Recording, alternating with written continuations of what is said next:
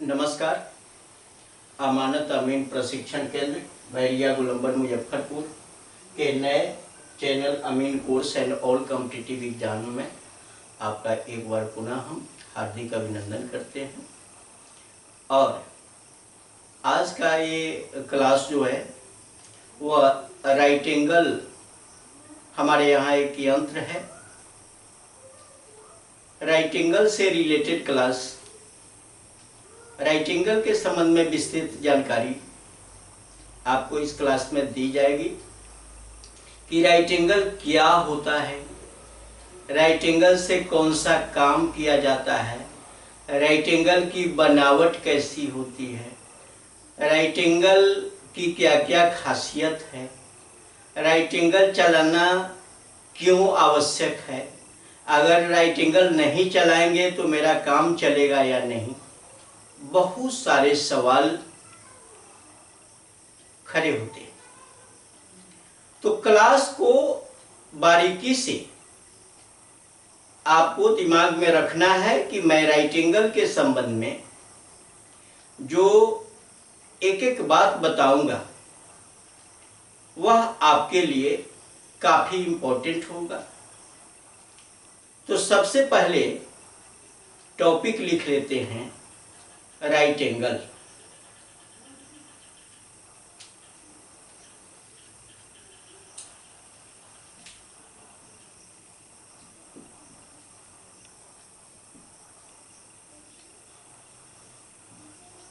Right angle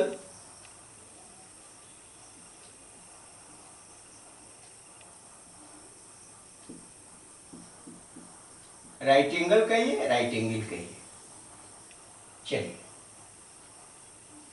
ये right angle में क्या है, एक थोड़ा सा उसका फोटो बना ले तो ज्यादा अच्छा है। और फोटो के साथ साथ, फोटो पर तो हम बात करेंगे ही करेंगे, राइट एंगल के पूरे क्लास को करने के बाद हम राइट एंगल को दिखाएंगे कि राइट एंगल होता कैसा है। तो राइट एंगल का एक हल्का नमूना देख लेते हैं कि इस तरह का एक राइट एंगल होता है।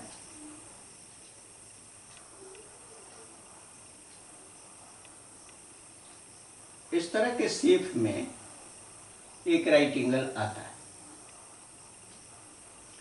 और एक में इसमें एक हैंडल लगा होता है और यहां पर एक छिद्र होता है जो बिल्कुल आयताकार होता है और इसी आयताकार छिद्र के जस्ट ऊपर एक शीशा लगा होता है देखने के लिए। और ये खोखा होता है, खोल होता है, इसके अंदर एक खोल होता है जो खोल 45 डिग्री का होता है। अब देखना क्या है कि सबसे पहले इसकी बनावट पर हम बात करें। राइट एंगल लोहे या पीतल का बना होता है। ये या तो ये लोहा का बना होगा और नहीं तो पीतल का बना होगा। राइट एंगल चौड़ाई में आगे और पीछे चौड़ाई में इसका अंतर होता है। पीछे की ओर चौड़ाई कम और आगे की ओर चौड़ाई अधिक होता है। राइट एंगल के अंदर 45 डिग्री का खोखा होता है, खोल होता है 45 डिग्री का। राइट एंगल के इस मिड में आयताकार छिद्र होता है और आयताकार छिद्र के जस्ट नीचे दोनों साइड से शीशा लगा होता है जो शीशा पेच से कसा होता है। उस आर पार जो आयताकार छिद्र होता है उसे झंडी देखने का काम करते हैं और झंडी देखने का काम करते हुए नीचे शीशे में दूसरे झंडी को हम क्या करते हैं कि कंपेयर करते, टैली कर लेते हैं और वह समकोण पर काटता है, यानी दूसरे झंडी को टैली करेंगे, यानी कहने का मतलब कि ऑफसेट लेते हैं। और जब ऑफसेट लेते हैं तो क्या होता है कि दोनों झंडी मिलकर, ऑफसेट तब सही माना जाता है कि दोनों झंडी मिलकर एक हो जाता है। इसकी बनावट जो है ऊंचाई में लगभग समान होती है, ऊंचाई में बराबर होती है, चौड़ाई में फर्क होता है। अब क्या है, इसका काम क्या है?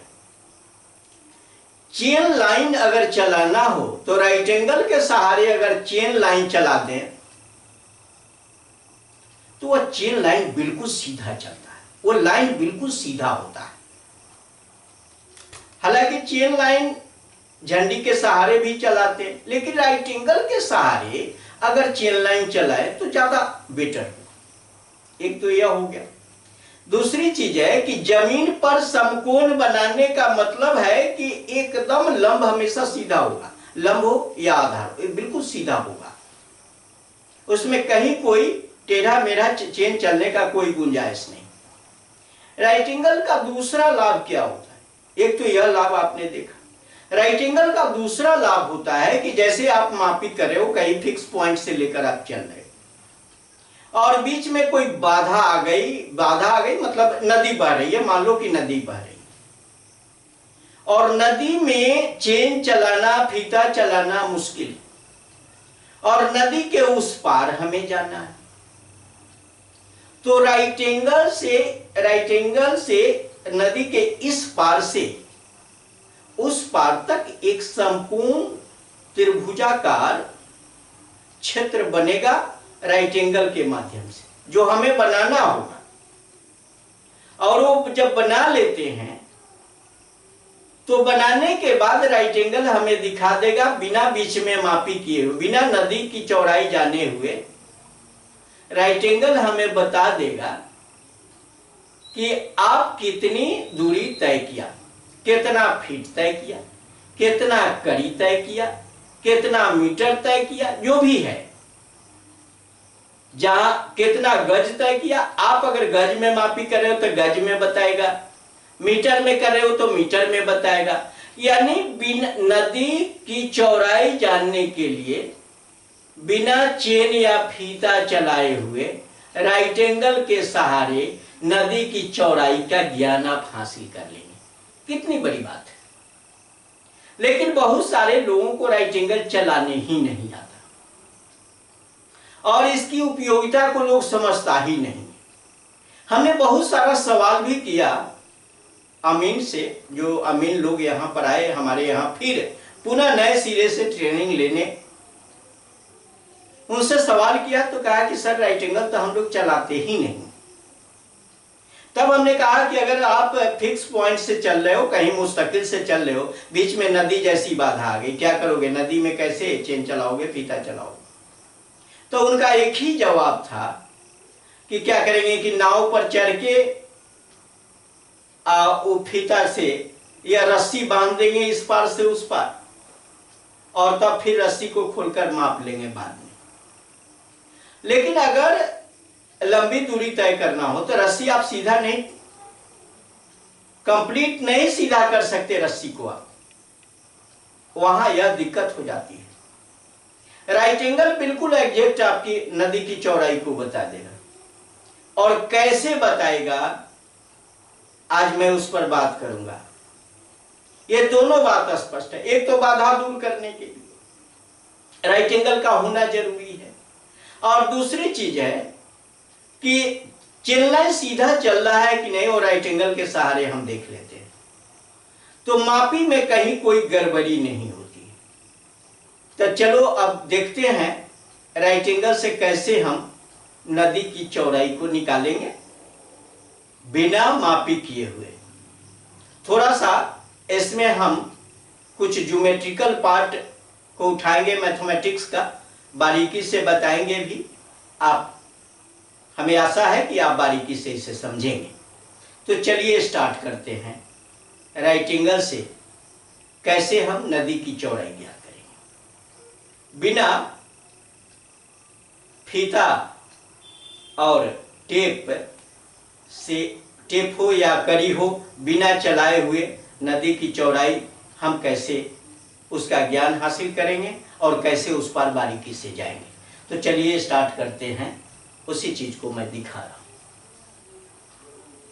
अब यह है, यहां पर मान लो कि एक नदी है,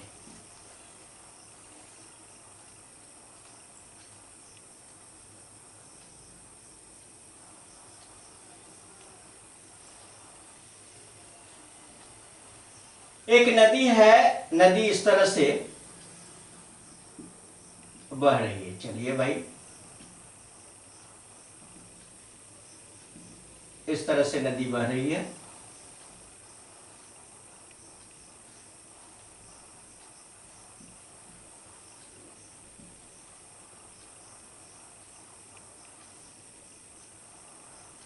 ये नदी बह रही है। नदी के इस पार हम क्या करेंगे कि एक पॉइंट, ये तो लाइन हमने खींचा कि एकदम इस पार हम यहाँ अमीन यहां पर खड़ा हो जाएगा नदी के इस पार, और हम जाना कहाँ है, तो नदी के उस पार जाना है।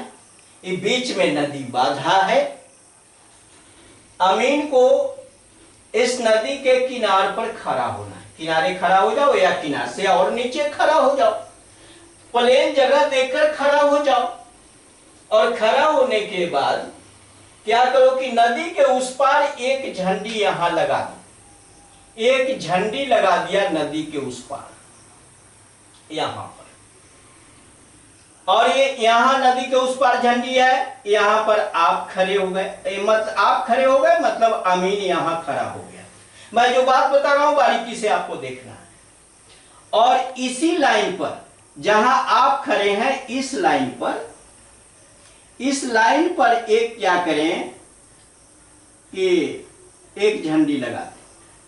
झंडी तो पानी में लगना नहीं है, आप सूखे जमीन पर खड़े हो और ये भी सूखा हुआ जमीन प्लॉट है, तो यहां पर एक झंडी लगा। और जब झंडी लगाओगे तब क्या होगा कि यहां से राइट एंगल के माध्यम से इस झंडी को देखोगे। सामने वाले झंडी को राइट एंगल के माध्यम से देखेंगे और इस झंडी को शीशा में, वो जो ऐनक लगा हुआ है राइट एंगल में, उस ऐनक के माध्यम से इस झंडी को देखकर दोनों झंडी को तब तक सही ढंग से देखेंगे, देखते रहेंगे कि जब तक यह झंडी और यह झंडी दोनों एक न दिख जाए, दोनों मिलकर एक हो जाए। या मैं एक और एग्जांपल बता रहे हैं। मान लो कि यहां खड़े हो गए, यहां हमने कहा झंडी लगा देना, यहां झंडी लगा देना, लगाया, लेकिन दोनों एक नहीं दिख रहा है, तो इस झंडी को इधर उधर आप कर सकते हो। इसको नहीं करना, ये तो जहां लगा दिया वहां लगा दो, वहां ये झंडी गाड़ दिया वो ठीक है, यहां आप खड़े हो आप भी ठीक हो। इस झंडी को इधर उधर तब तक करते रहो जब तक यह झंडी मिलकर यहां एक न बना ले। और ये झंडी जब दोनों एक हो जाएगा तो उस कंडीशन में ऑफसेट आपका सही हो गया, और ये लाइन आपका सीधा हो गया, ये लंब सीधा हो गया, और ये आधार भी आपका बिल्कुल सीधा हो गया, और यहां जमीन पर समकोण त्रिभुज बन गया, 90 डिग्री का कोण बन गया। मान लो कि थोड़ा सा और स्पष्ट कर दे, यहां आप खड़े, यहां किसी को खड़ा कर दो, और यहां एक दूसरा आदमी खड़ा कर दो, और दूसरा आदमी खड़ा कर दो, तो यहां जो आप खड़े हो डायरेक्ट अमीन को चाहिए कि यहां से आपके सिर को देखेगा, आयताकार छिद्र के से ये डायरेक्ट देखेगा, ये दूसरे आदमी को अमीन देखेगा, और इस आदमी को शीशा में बारीकी से दिखेगा। तो इस आदमी का गर्दन से ऊपर देखा, इस आदमी का शीशा में गर्दन से नीचे का फोटो आया, ये आदमी का गर्दन और इस आदमी का बॉडी दोनों मिलकर एक हो जाए। मतलब ये जो शर्ट पहना है लगेगा कि यही आदमी उठकर यहां आ गया है, सिर इस आदमी का और धड़ इस आदमी का। जब देखोगे तो बारीकी से आपको लगेगा। जब ये दोनों एक हो जाता है तो आपको समझ में आ जाएगा कि ऑफसेट मेरा सीधा हुआ, ऑफसेट सही लगा। जब तक ऑफसेट नहीं लगा तब तक इस आदमी को इधर उधर करते रहना है, लेकिन लग जाता है, जल्दी सॉल्यूशन मिल जाता है। अब चलो झंडी खड़ा कर दो या किसी को आदमी को खड़ा कर दो। झंडी भी खड़ा करके आप देख सकते हो। इस झंडी का शीर्ष, इस झंडी का नीचे वाला पार्ट, ये दोनों मिलाकर एक झंडी बना लो। ये दोनों झंडी जब देखने में एक हो जाए तो समझ लेना कि यहाँ 90 डिग्री, आपके पैर पर 90 डिग्री का एंगल बन गया। ये बात आपको बारीकी से लेना। तो चलो इस पर 90 डिग्री का एंगल बना। 90 डिग्री का जो एंगल बनेगा तो ये लाइन ऐसा हो जाएगा, ये लाइन ऐसा होगा। और ये जो है एक विकर्ण में आप देखोगे कि एक इस तरह का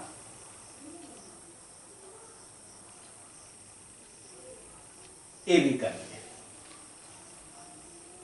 एक कर्ण इस तरह से आएगा। और एक कर्ण जो है क्या होगा कि अब मान लो कि यहां तक आपने 90 डिग्री का एंगल यहां बन गया, यहां बना 90 डिग्री का एंगल, ऑफसेट सही हो गया। हमने इसको मिला दिया। आपको वहां मिलाना नहीं है, नदी में थोड़ा मिलाओगे इसको, नदी में मिलाने की आवश्यकता नहीं। सीधा 90 ऑफसेट मिला, दोनों टैली हो गया, समझ लेना कि 90 का बन गया। कहां पर? तो ये पॉइंट आपका सही हो गया। और ये पॉइंट तो सही है ही, यहां तो आप मिला दे सकते हो, यहां से यहां तक पॉइंट तो बना दे सकते हो। एक यहां पॉइंट, एक झंडी पर पॉइंट बन गया। चलो भाई पॉइंट बना। इस पॉइंट को थोड़ा सा और आगे, ई पॉइंट यहीं रहने दो और इसको, इस लाइन को थोड़ा आगे बढ़ा दो, कारण कि यह तो समतल जमीन है, इसमें तो आप बढ़ा सकते हो। बढ़ाया आपने, ये लाइन सीधा होना चाहिए, सीधा बढ़ा। चलिए सीधा बढ़ गया। अब जो सीधा ये लाइन बढ़ा, उसके बाद में क्या हुआ कि ये यहां पर, एक यहां पर, फिर वही काम यहां पर आप खड़े हो जाओ, इधर चेहरा करके। यहां खड़े थे इधर चेहरा करके, यहां खड़े हो जाओ इधर चेहरा करके। और जब इधर चेहरा करके खड़े हो जाओगे तो एक पॉइंट यहां बना लो, इसके सामने सामने एक पॉइंट यहां बना लो, ये वो झंडी लगा दो यहां। और जब झंडी लगाओगे, एक पॉइंट यहां, एक झंडी पहले से लगा हुआ है, ये आपको पता है। ये झंडी यहां पहले से लगा हुआ है, यहां खड़े हो गए। अब इस झंडी को इधर उधर नहीं करना, ये बात हमेशा ध्यान रखो। पहले तो यहां खड़े थे तो ये झंडी इधर उधर करके हमने फिक्स किया। अब यहां झंडी जो लगा हुआ है, अब ये फिक्स है और आप भी फिक्स हो। ये दोनों में कोई इधर उधर नहीं हटेगा। यहां से इस झंडी को इधर उधर आप कर सकते हो, इधर उधर करके ऑफसेट ले लो इस साइड में, इधर चेहरा करके। यहां चेहरा किस ओर था? उत्तर की ओर मुंह करके आप खड़े थे, कारण कि नदी उत्तर की ओर है। यहां समतल जमीन पर, यहां से पॉइंट, ये दक्षिण की ओर मुंह करके आप खड़े हो गए। तो मान लो कि यहां पर ऑफसेट लगा, मतलब ये अब मिल गया है, ये झंडी और ये झंडी मिल गया, आपको दिख गया कि दोनों एक हो गया है। तो इसका क्या होगा? तब ये लाइन सीधा हो जाएगा और ये विकर्ण, ई विकर्ण जो है इस तरह से, विकर्ण ऐसे आएगा और इस तरह से आके इस तरह से मेल करेगा। चलो मेल किया, यहां पर मेल किया, और ये इस तरह से आपका ये समतल जमीन पर यहां आ गया। और इस समतल जमीन पर जो यहां आया, ये भी 90 डिग्री का एंगल बनाया, 90 डिग्री का एंगल बनाया। अब यहां पर जब 90 डिग्री का एंगल है, यहां पर भी 90 डिग्री का एंगल बन गया।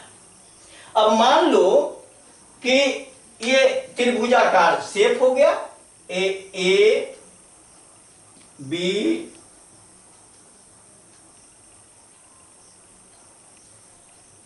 बी और सी, और इस पॉइंट का नाम रखो डी और इसका नाम रखो ई। ये तो यहां झंडी खड़ा है, यहां आप खड़े थे, झंडी लगा दिया आपने पैर के साथ, यहां भी झंडी आपने लगाकर ही इसको 90 बनाया था, तो ये झंडी फिक्स हो गया। अब यहां से हटकर आप यहां खड़े हो गए।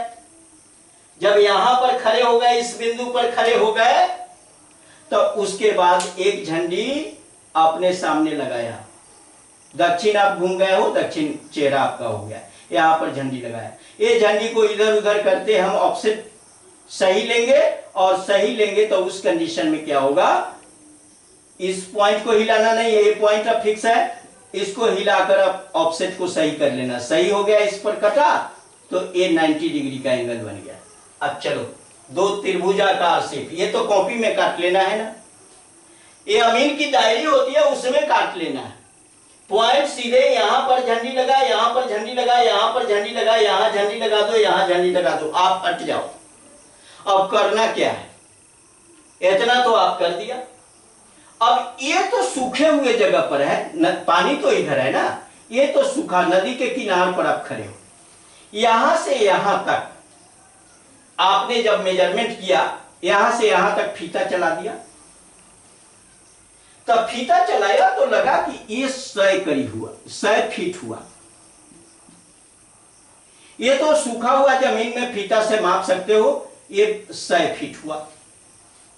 ये भी सूखा जमीन है आपका, इसको भी माप ले सकते हो, ये 50 फीट हुआ। 50 फीट हुआ। ये भी सूखा जमीन है, इस पॉइंट से इस पॉइंट को मापी कर ले सकते हो। ये 25 फीट हुआ, या कुछ भी लिख सकते हो अपना, माप के जो आएगा सो लिखना। 25 फीट हुआ। चलो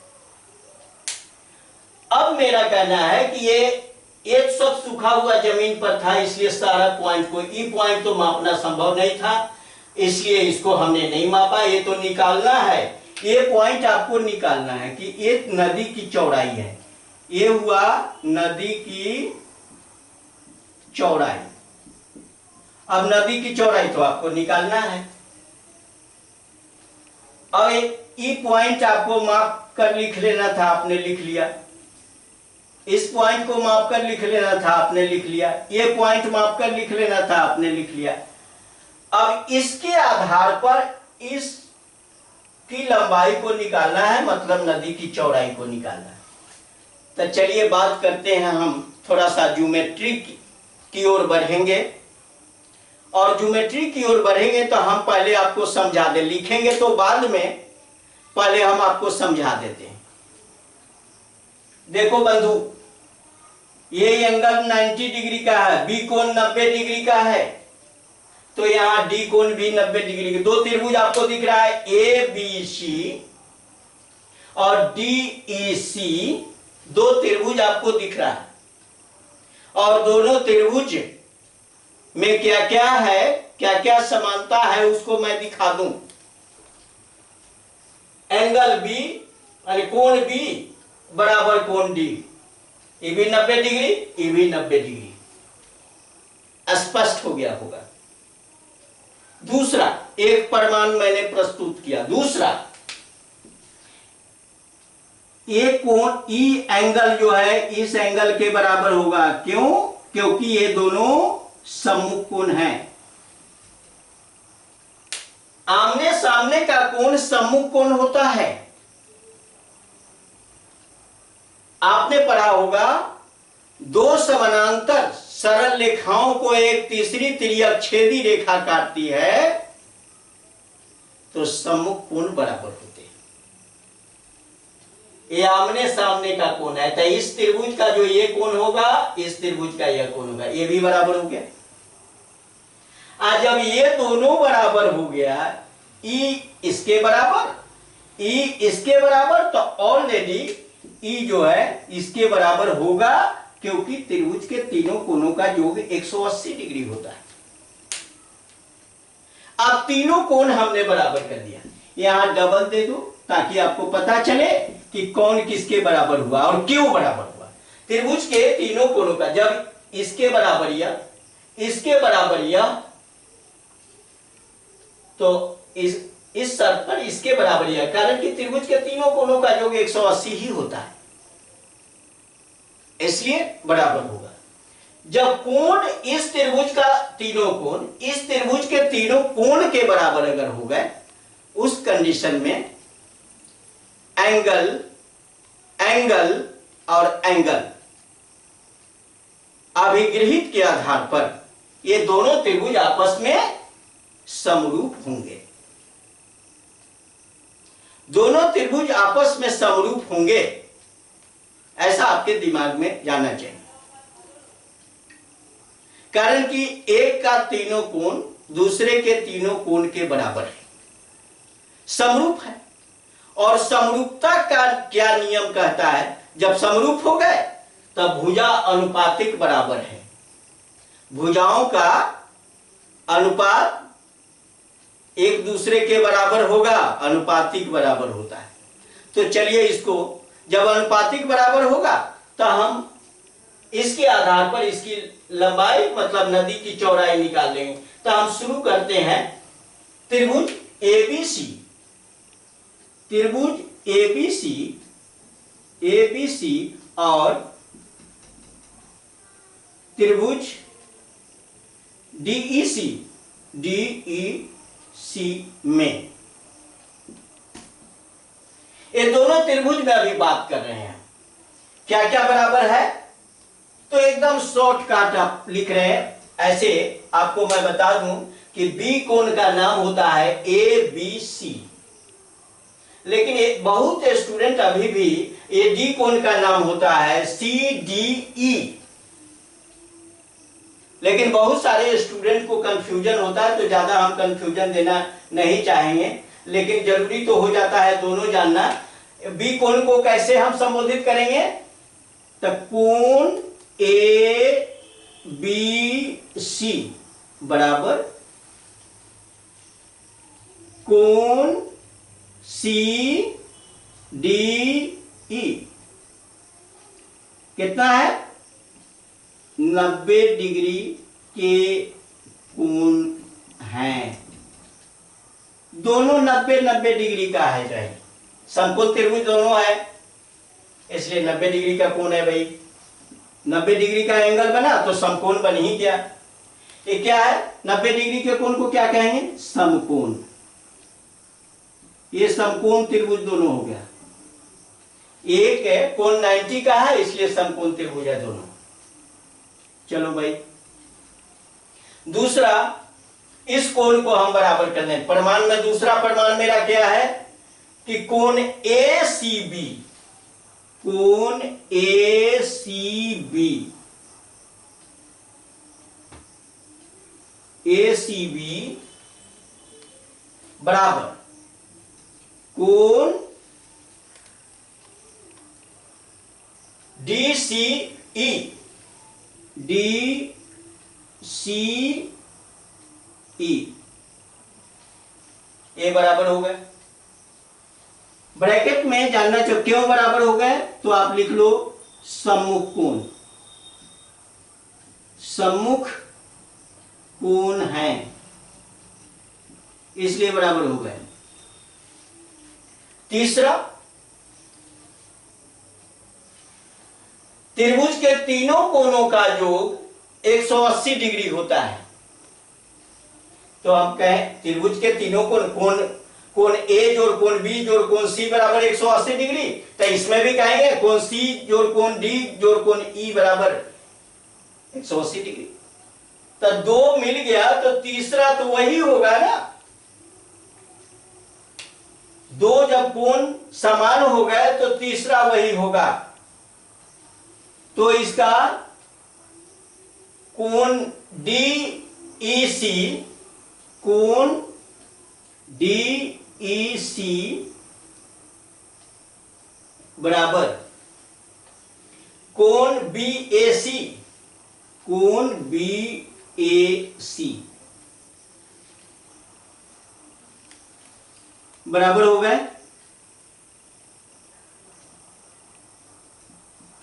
त्रिभुज के तीनों कोनों का योग 180 डिग्री होता है, 180 डिग्री होता है, उसके आधार पर बोला है। ठीक है। अब ये इसलिए त्रिभुज एबीसी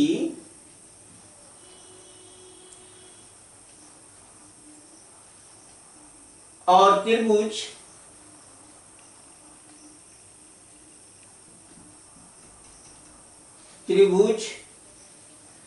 डीईसी समरूप है।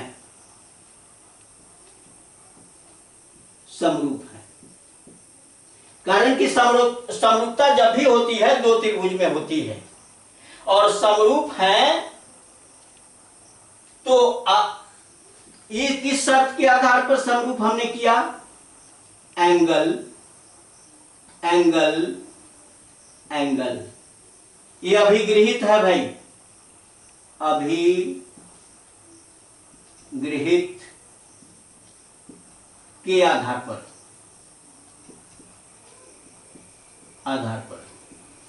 अब चलिए इसको हिंदी में अगर जानना चाहोगे तो कोण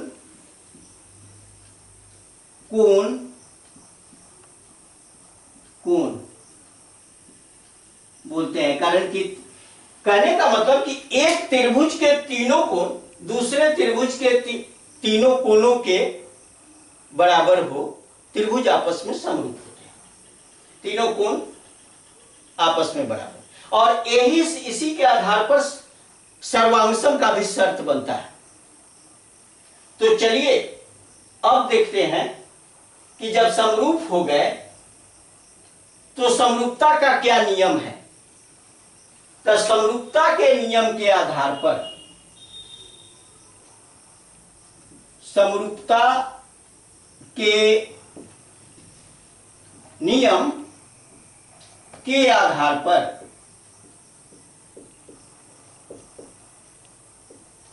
मेरा इसमें कोई नियम नहीं है जी। समरूपता के नियम के आधार पर हम जो कुछ भी बात आपसे कर रहे हैं वो समरूपता के नियम के आधार पर कर रहे हैं। तो चलिए करते हैं कि AB अनुपात DE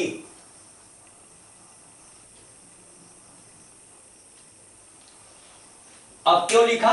कारण कि इस त्रिभुज का लंब और इस त्रिभुज के लंब अनुपातिक बराबर होंगे, इसलिए अनुपात लिखा। और ये समानुपाती है किसके? तो BC अनुपात DC, BC अनुपात DC। देखो एक बात दिमाग में रखना है आपको, मैं और बारीकी से दे दूं। इसमें पहले लंब लिखा तो इसका भी लंब लिखेंगे, दूसरा कंडीशन। इसमें अब बड़ा वाला का आधार लिखा, बड़े वाले त्रिभुज का, तो छोटे वाले का भी आधार लिखा, और यही समरूप हो जाए। अनुपात, ये अनुपात का चिन्ह और ये समानुपात का चिन्ह। आपने रेशियो एंड प्रोपोर्शन को पढ़ा होगा, उसके आधार पर ये प्रोपोर्शन का चिन्ह है, ये रेशियो है। इसको क्या लिखें? AB बटा DE, AB बटा DE बराबर BC बटा DC। अब चलो यहाँ कुछ नंबर दिया हुआ है, जो मापी किए है हमने उसका नंबर लिखा हुआ है। ए बी तो निकालना है, तो ए बी को ए बी ही लिखिए। ए बी ये नदी की चौड़ाई है, तो ये तो निकालना ही है। डीई का मान देखिए,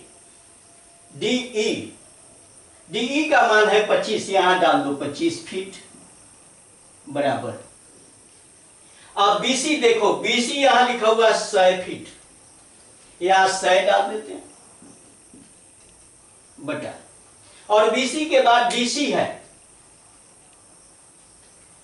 डीसी ये 50 है, 50 फीट। अब एक कट जाएगा, काट दो, 50 दूना 100, ये क्या होगा 2/1। जब 2/1 होगा तो क्रॉस मल्टीप्लीकेशन ले लो, या ए बी में 1 से गुना करो तो ए बी ही होगा, ए बी बराबर, और इसमें 2 से गुना करो तो 25 दूना 50, 50 फीट।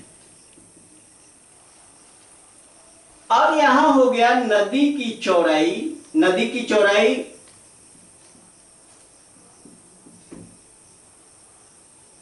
बराबर 50 फीट, 50 फीट आया, यही आपका आंसर हो गया।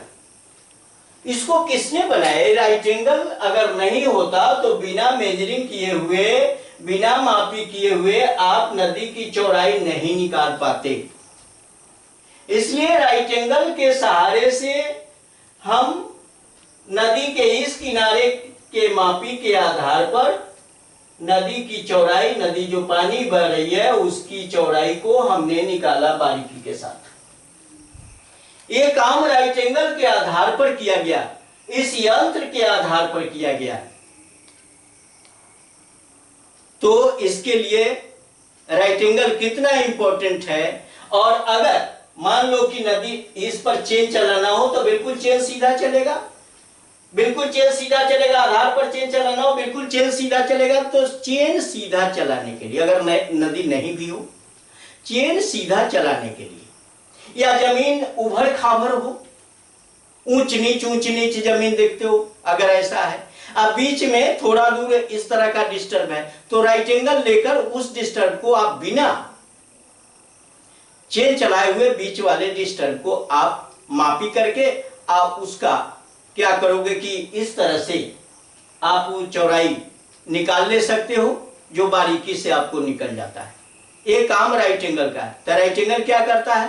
जमीन पर 90 डिग्री का कोण बनाता है, और जमीन पर जब 90 डिग्री का कोण बनाता है उसके आधार पर हम यहां बारीकी से आपको एक एक पॉइंट राइट एंगल की बात की आपसे, और इस तरह से अगर आप काम करते हो तो फिर आपका मुकाबला कोई नहीं करेगा। कारण कि जो चीज जो दुनिया नहीं कर रही, जिसको इग्नोर कर रही है दुनिया कि चलो भाई इसकी आवश्यकता नहीं है, और उसको लेकर अगर मार्केट में आप उतरते हो तो आपकी प्राथमिकता बढ़ जाती है। सबसे पहली बात तो मैं एक बात बताना चाहूंगा, जब कोई अमीन राइट एंगल लेकर नहीं फील्ड पर उतरता, और राइट एंगल से जैसे आप देखोगे वैसे लोगों की अपार भीड़ लग जाएगी। ऐसे भी अमीन के निकट तो भीड़ लगती ही है, लेकिन जब राइट एंगल चलाना शुरू करोगे तो ऐसे भी भीड़ बढ़ जाती है। और एक इंसान की पहचान क्या होती है? फेस, ड्रेस, एड्रेस, ये पहचान है। इस पहचान को कभी नहीं खोना। चेहरा भी होना चाहिए, कारण कि आप साहब हो, अमीन साहब का लाने के लायक बन रहे हो, इसलिए चेहरा सही सलामत साफ सुथरा रहना चाहिए। ड्रेस भी आपका सही सलामत होना चाहिए। और एड्रेस का मतलब कि आपके भीतर गुणवत्ता क्या है। अगर ये गुणवत्ता है, आपका चेहरा फ्रेश है, आपका ड्रेस जो है सो साफ सुथरा, अमीन कहता है आप अमीन साहब हो। साहब कैसे चलता है? जूता पहन के चलता है। अमीन साहब पुकारा जा रहा है और जूता को आप घर पर खाली छोड़ दिया, हवाई चप्पल लेके आप चल दिए। अरे भाई क्यों चलते हो हवाई चप्पल? साहब कहीं चप्पल से चलेगा जी? अरे जूता लगाओ ना। जूता जब पहन के चलोगे तब साहब की श्रेणी में आओगे, कारण कि आपका जो दर्जा दिया जाता है अमीन साहब कहा जाता है। तो साहब की तरह चलना होगा, फटीचर की तरह नहीं। साहब की तरह चलना है, बारीकी के साथ काम करना है, गुणवत्ता के साथ काम करना है। फेस ड्रेस एड्रेस अगर ये पहचान आपकी बनती है तो आपके कृति में 4 चांद लगता है और जितना चाहो पैसा कमा सकते हो। वही प्लेटफॉर्म तो हम यहां से दे रहे हैं। इस ट्रेनिंग सेंटर से अमीन course and all competitive exam के सेंटर से वही ट्रेनिंग तो हम दे रहे हैं आपको, और इतनी बारीकी के साथ दे रहे हैं कि अगर हमारे क्लास को बारीकी से आप समझ लिया फिर आपको कभी दिक्कत नहीं। अगर एक बार में नहीं समझते हो, 2 बार 3 बार आपने सवाल उठाओ जो हम नहीं समझे, उसका जवाब देने के लिए हम तैयार रहते हैं। तो राइट एंगल का तो फोटो हमने दिखाया। अब हम चाहेंगे कि राइट एंगल को थोड़ा सा उसका शक्ल दिखा दें तो अच्छा रहेगा, और स्टूडेंट की भी चाह रहती है कि कैसा होता है। इतना फोटो ऐसा बना दिए, असलियत में क्या है। कुछ लोग देखा भी है, कुछ लोग नहीं भी देखा है। तो जो नहीं देखा है कम से कम उन लोगों का देखना जरूरी है। और मैं दिखा देता हूं इस औजार को कि ये कैसा होता है। तो दिखाते हैं अभी।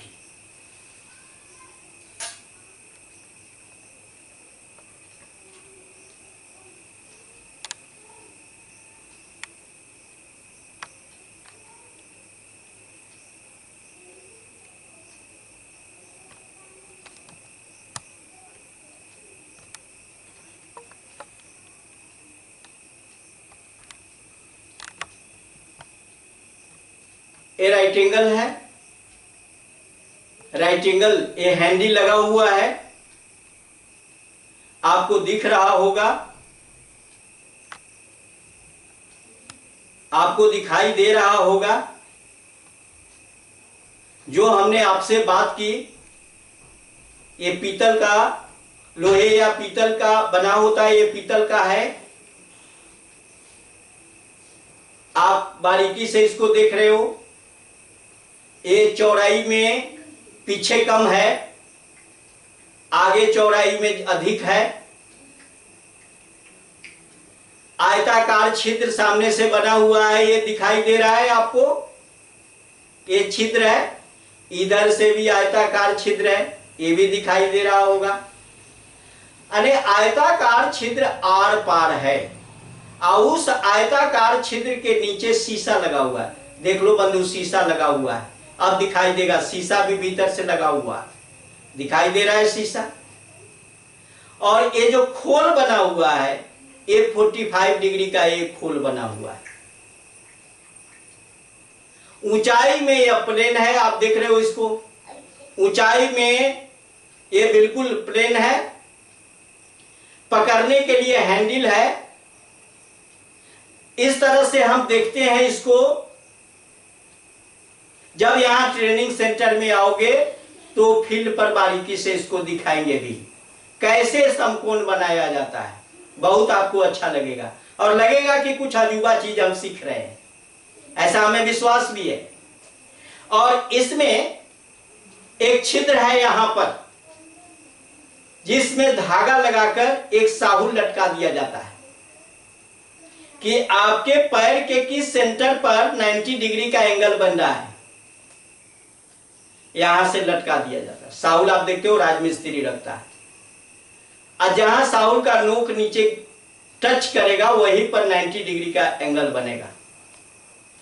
तो इस तरह से इस यंत्र के सहारे बारीकी से, ये यंत्र जो है बहुत दूर तक, लगभग 3 किलोमीटर तक का रेंज कवर कर सकता है आसानी से।